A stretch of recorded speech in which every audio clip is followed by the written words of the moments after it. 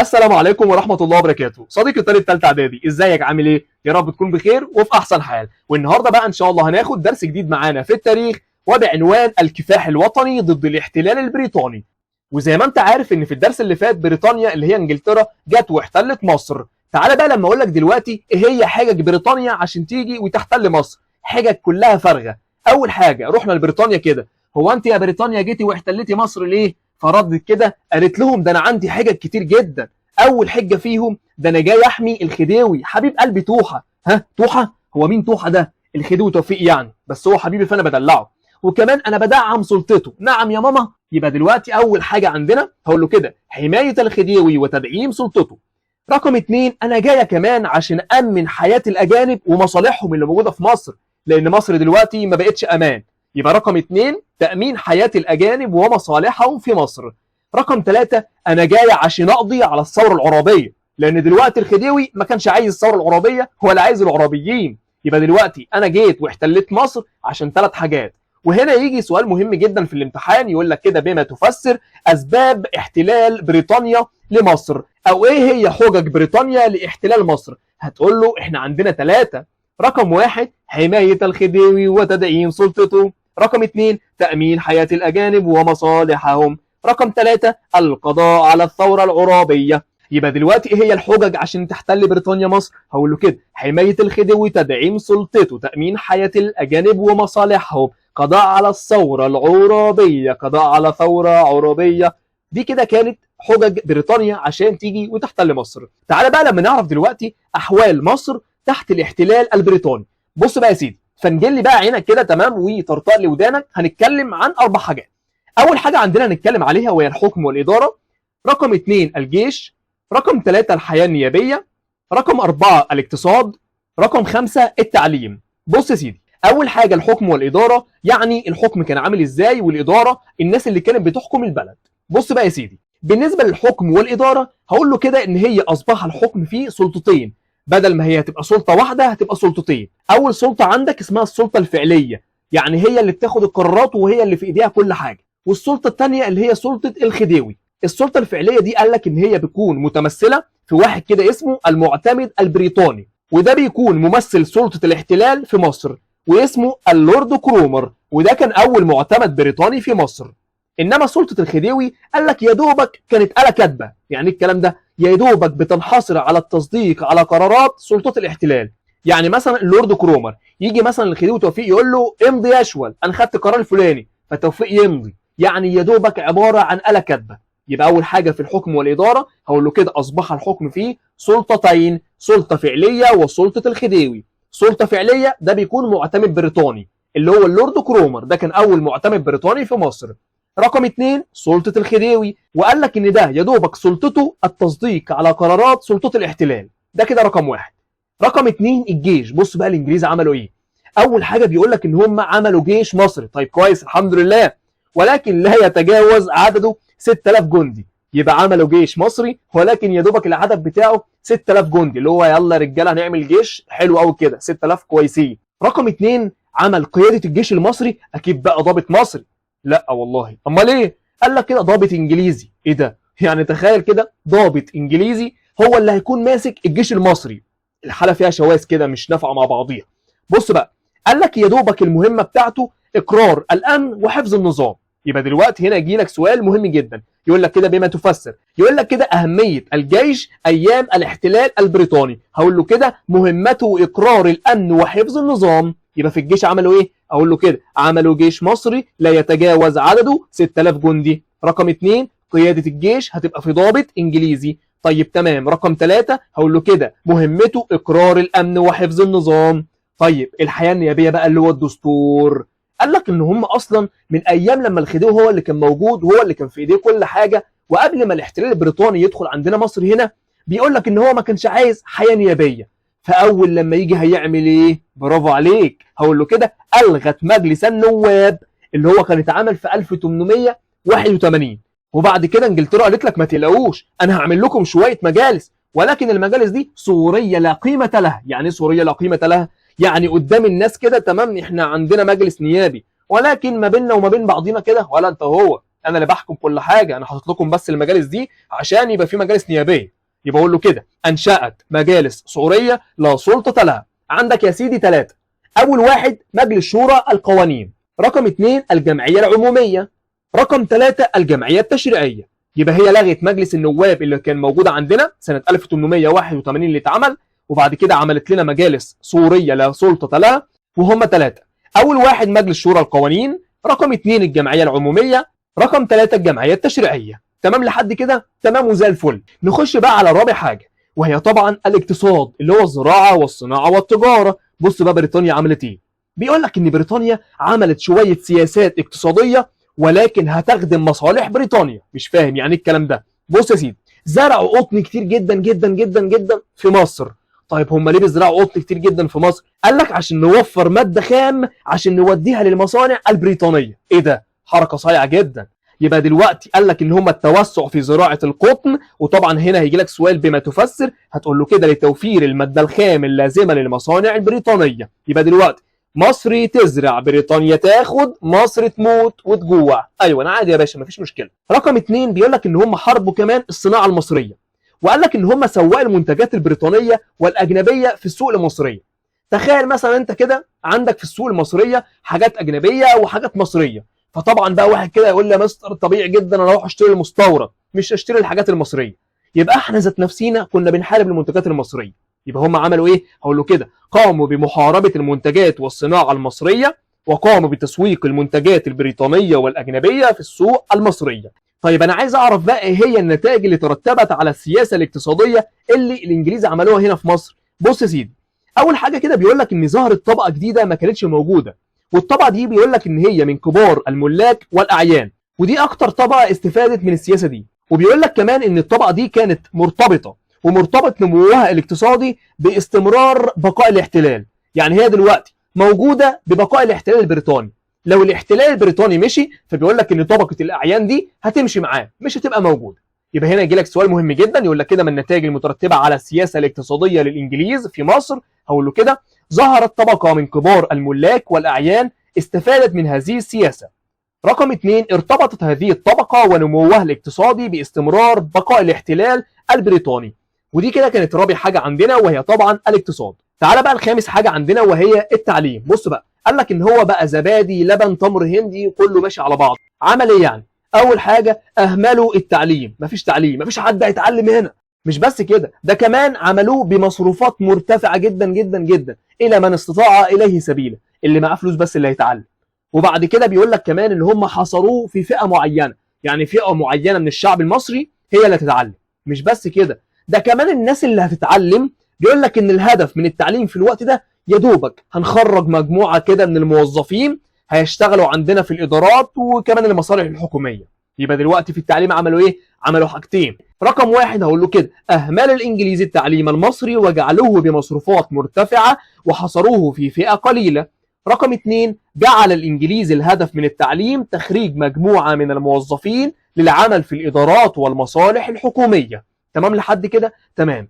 ولكن الشعب المصري بقى هيظهر دلوقتي وهيظهر الكفاح الوطني ضد الاحتلال البريطاني. بيقول لك يا سيدي ان المصريين في الوقت ده قال لك ان هم وصلوا الكفاح ضد الاحتلال البريطاني عشان كانوا عايزين الاستقلال وكمان عايزين يعملوا حكومه دستوريه. وده سؤال مهم جدا هيجي لك في الامتحان، هيقول لك كده بما تفسر استمر المصريون في مواصله الكفاح ضد الاحتلال البريطاني في مصر. هقول له كده من اجل الاستقلال وكمان اقامه حكومه دستوريه. طيب في الوقت ده بقى بيقول لك ظهر شويه زعماء وطنيون حملوا لواء المقاومه. مين هم بقى ده؟ عندك واحد اسمه مصطفى كامل وعندك واحد اسمه محمد فريد. ولكن اللي هيقود الحركه الوطنيه الاول، والكلام ده كان في اواخر القرن ال19، كان اسمه الزعيم مصطفى كامل، وطبعا في ناس كتيره جدا جدا عارفاه منكم. رقم 2 بيقول لك ان تمكنت سلطات الاحتلال من احكام قبضتها على البلاد. يعني يا دوبك ده مسكت كل حاجه في البلد. وفي الوقت ده بيقول لك ان هي اشاعت روح اليأس في نفوس المواطنين. يعني المواطنين كلهم كانوا يائسين من الحياه، وقال لك خلاص ان هم هيسلموا للاحتلال البريطاني.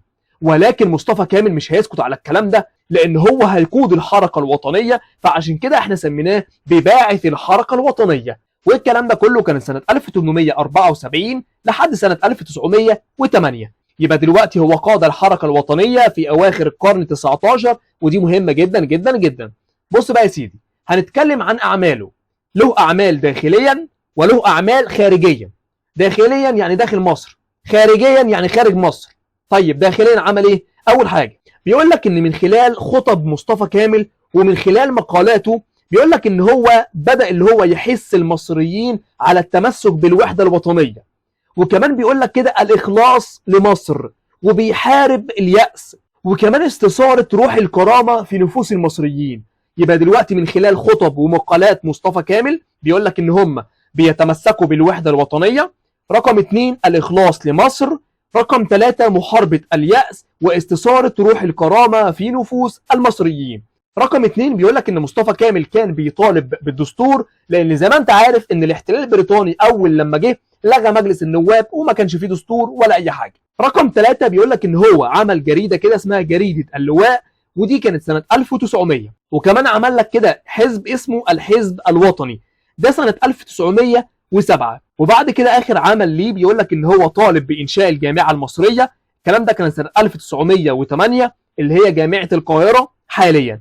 ودي كده كانت كفاح مصطفى كامل داخليا. طيب يبقى كده لما يجي لك في الامتحان دلل قام مصطفى كامل ببعض الأعمال داخليا لبعث الحركة الوطنية وكمان من أجل الاستقلال من الاحتلال البريطاني. هقول له كده أول حاجة من خلال خطب ومقالاته الموجهة إلى المصريين بمثابة الحث على التمسك بالوحدة الوطنية والإخلاص لمصر ومحاربة اليأس واستثارة روح الكرامة في نفوسهم. رقم 2 طالب بالدستور. رقم 3 أسس جريدة اللواء سنة 1900.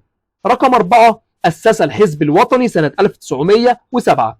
رقم 5 طالب بإنشاء الجامعة المصرية سنة 1908 اللي هي جامعة القاهرة حاليا. تعالى بقى لما نعرف دلوقتي خارجيا مصطفى كامل عمل ايه. بص يا سيدي، بيقول لك ان هو عرف الرأي العام الأوروبي والقوى الدولية كلها، وكانت في مقدمتها فرنسا، بحق مصر في الاستقلال وان هي بترفض الاحتلال. ولكن كان في صدمه كبيره جدا جدا جدا. اول حاجه فرنسا كانت بتساعد مصطفى كامل، ايوه يا مستر، ولكن تخلت فرنسا عن مساعده مصطفى كامل. طيب ليه بقى؟ هتقول لي كده بسبب عقد الاتفاق الودي مع انجلترا سنه 1904. هو ايه الاتفاق الودي ده يا مستر؟ بص يا سيدي، فرنسا في الوقت ده كانت محتليه المغرب اللي هي مراكش، وانجلترا كانت محتليه مصر، فكل واحده كانت ليها مصالح في حته معينه. بريطانيا قعدت مع انجلترا واتفقوا مع بعض كده لما قعدوا ان فرنسا هتسيب انجلترا ان هي تقعد في مصر براحتها وتحتلها براحتها، مقابل ان انجلترا تسيب فرنسا في المغرب تحتلها براحتها من غير اي مشاكل. فده كده احنا بنسميه الاتفاق الودي، يعني سيب ونسيب. وهنا طبعا المصلحه حكمت على كل حاجه. يبقى كده لما يجي لك في الامتحان يقول لك كده ايه هو الاتفاق الودي، هقول له كده اتفاق نص على انفراد انجلترا بحكم مصر مقابل انفراد فرنسا بحكم مراكش اللي هي المغرب حاليا. رقم 3 بقى بيقول لك ان هو رفض لاتفاقيه الحكم الثنائي في السودان سنه 1899. بص بقى يا سيدي، اول ما بريطانيا احتلت مصر بيقول لك في الوقت ده كان في اتفاقيه حكم ثنائي في السودان سنه 1899 ان مصر بتحكم السودان ومصر، يعني اللي بيحكم مصر كده بيحكم مصر وكمان السودان. فمصطفى كامل قال لك لا، احنا بنرفض الاتفاقيه الحكم الثنائي دي كلها يا سيدي، مش عايزينها. رقم 4 بقى بيقول لك ان هو استغل حادثه كده اسمها حادثه دونشواي سنه 1906 للتنديد بالاحتلال البريطاني، يعني فضح الاحتلال البريطاني في الوقت ده، وكمان فضح سياسته العقيمه وفضح سياسته اللي هو كان بيعملها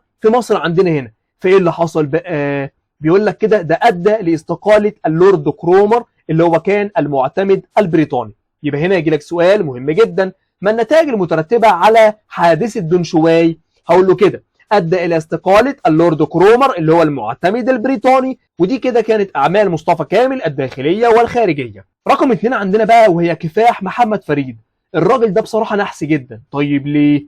اول ما تولى حكم مكان مصطفى كامل بيقول لك ان هو تولى في ظروف صعبه جدا جدا جدا. طيب ليه؟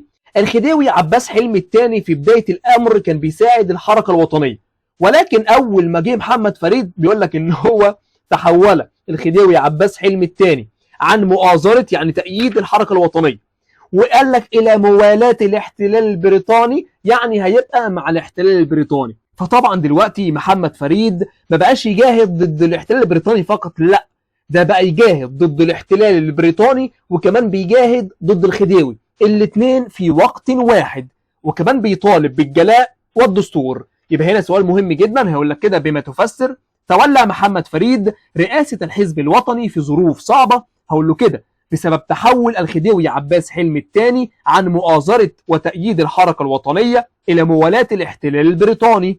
عشان كده اتجه محمد فريد للجهاد ضد الاحتلال البريطاني والخديوي في وقت واحد، والمطالبة بالجلاء والدستور. طيب تعالى بقى نعرف دلوقتي أهم أعمال محمد فريد. بص بقى يا سيدي، سواء في الداخل أو في الخارج، أول حاجة بيقول لك إن هو عمل مجلس نيابي له سلطات واسعة، دي حاجة كويسة. رقم 2 محمد فريد عملها وهي طبعا نقابات العمال. وطبعا نقابه للعمال يعني هو دلوقتي بيهتم بالعمال اهتمام كبير جدا جدا جدا. لو حد عنده مشكله ولا حاجه فبيرجع للنقابه بتاعته، اي حاجه مثلا حصلت في الشغل بتاعه فبرضه بيرجع للنقابه بتاعته، وهكذا. رقم 3 عشان يعلم العمال والفقراء مجانا، فطبعا ما كانش فيه تعليم، فقال لك ان هو قام بانشاء مدارس ليليه، وطبعا عملها بالليل لان العمال كانوا بيشتغلوا الصبح فما كانوش هيسيبوا الشغل بتاعهم ويروحوا يتعلموا يعني. فدلوقتي قال لك قام بإنشاء مدارس ليلية لتعليم العمال والفقراء مجانا. رقم 4 بقى بيقول لك ان هو جعل التعليم إلزاميا، يعني على الكل، على الناس كلها في المرحلة الابتدائية، وكمان بالمجان يعني ببلاش، يلا يا عم اللي عايز يتعلم يتعلم، وكمان إلزامي يعني انت مش بمزاجك، ده غصب عنك هتتعلم، يعني هتتعلم. يبقى دلوقتي اهم اعمال محمد فريد: رقم 1 طالب بإنشاء مجلس نيابي له سلطات واسعة. رقم 2 إنشاء نقابات للعمال. رقم 3 إنشاء مدارس ليلية لتعليم العمال والفقراء مجانا. رقم 4 جعل التعليم إلزاميا في المرحلة الابتدائية وبالمجان. رقم 2 بقى نتكلم عليها وهي مشروع مد امتياز قناة السويس. ايه ده؟ هيمدوها ايه تاني؟ ما هي فرنسا وديليسيبس كانوا واخدينها 99 سنة. هقول لك دلوقتي يا سيدي ان شركه قناه السويس اللي هي كانت بقياده ديليسيبس راح يا سيدي وكان عايز يمد قناه السويس، يقول لهم بقول لكم ايه، وطلب منهم امتياز قناه السويس اللي هو يمتد 40 سنه كمان. فطبعا محمد فريد قال له ايه على جثتي طبعا الكلام ده يحصل. فبقول لك ان هو نجح محمد فريد وبالتأييد من الرأي العام كله. اول حاجه اجبر الحكومه ان هو يعمل دعوه لمجلس شورى القوانين والجمعيه العموميه. ففي واحد فلحوصه كده بقى يطلع يقول لي يا مستر ما هو الجمعيه العموميه وشورى القوانين ما لهمش لازمه. هقول لك برضه ما هم كانوا مؤثرين ولكن تاثير بسيط. ايه اللي حصل بقى؟ هقول له كده لمناقشه طلب بشركه قناه السويس بمد امتياز قناه السويس 40 سنه. طبعا الكلام ده قال لك ان هم رفضوا.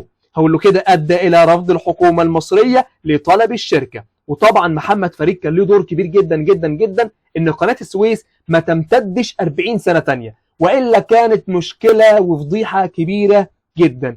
ولكن بعد كده بيقول لك ان محمد فريد هيتوفاه الله. وتوفي محمد فريد في نوفمبر عام 1919 بعد حياه كبيره جدا حافله بالكفاح في سبيل الوطن هو ومصطفى كامل. يبقى دلوقتي احنا اتكلمنا عن 6 احداث رئيسيه: تأسيس مصطفى كامل لجريدة اللواء، عقد الاتفاق الودي، حادثة دنشواي، تأسيس الحزب الوطني، وفاة مصطفى كامل، وتولية محمد فريد، ووفاة محمد فريد. وده كده كان الدرس اللي قبل الأخير عندنا وبعنوان الكفاح الوطني ضد الاحتلال البريطاني. يبقى كده ناقص لنا درس واحد بس ونخلص المنهج كله. وما تنساش يا صديقي اللي انا عامل لك امتحان على الجزئيه اللي احنا اخدناه النهارده والدرس اللي احنا اخدناه النهارده، هتلاقيه موجود يا اما في التعليقات او موجود في وصف الفيديو.